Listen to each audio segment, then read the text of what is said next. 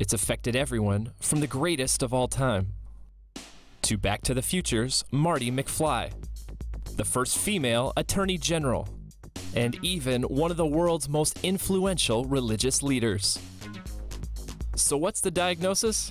Parkinson's disease, you know, is a neurological disorder. In the United States, there are probably about 1 million patients with Parkinson's disease. In this edition of Wealth on Health, we'll explore a world where Parkinson's disease is an illness of the past.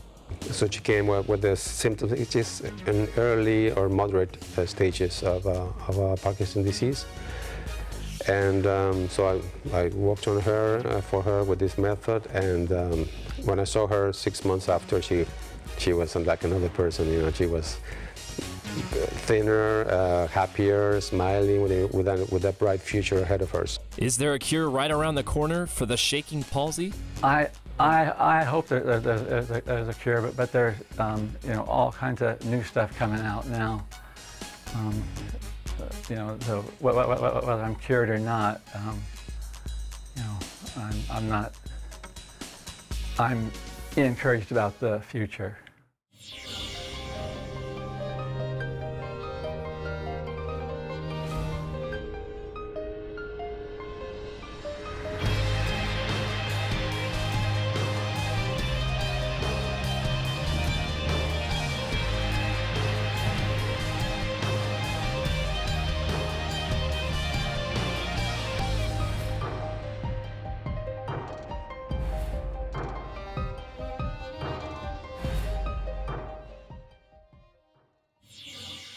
Hello and welcome to Wealth on Health. I'm your host, Jordan Bettinger.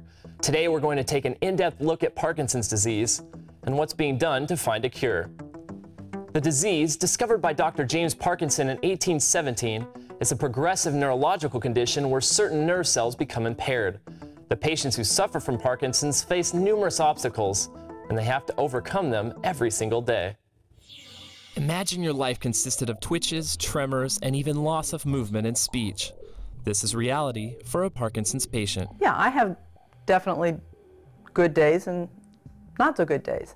I also have, throughout the day, good times when my medications are all on and working well, and then off times when the medications are wearing off. I cannot concentrate on reading anymore. I'll read a little bit and I get very restless, so as a result, I like to watch a movie at night. That distracts me more. But I love to read, and I miss that. And it's kind of weird. People ask me how many times a day do you you know, how much time do you spend thinking about Parkinson's? And you know, I'd say, you know, it comes to my mind about 30,000 times a day. You know. It's hard to watch someone you love endure these devastating symptoms right before your eyes.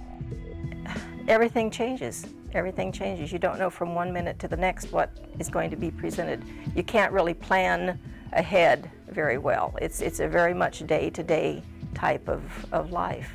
People with the disease fall out of their norm of being active in the community, and they can become depressed, and they can become isolated. The cause of Parkinson's remains a mystery, even to those who study it closely. There is no definite cause. So what we call etiology or cause, we do not know the cause. We don't know if it's because of environmental issues or if it's because of stress issues or what it's from, but what we do know is that it is a disease that you can live with.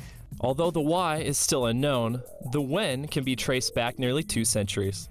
Early on, of course, we didn't know why patients had Parkinson's disease, and it was called the shaking palsy initially. It was first described by James Parkinson, and the original paper you know, at the turn of the century, the last century, was Parkinson's shaking palsy. According to the Parkinson's Disease Society, more than 4 million people are believed to have Parkinson's disease worldwide. Roughly a quarter of these patients live in the U.S.